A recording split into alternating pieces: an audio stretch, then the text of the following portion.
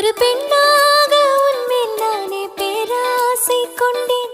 உன்னை முன்னாலே பார்க்கும் போது பேசாமல் நின்றேன். எதற்காக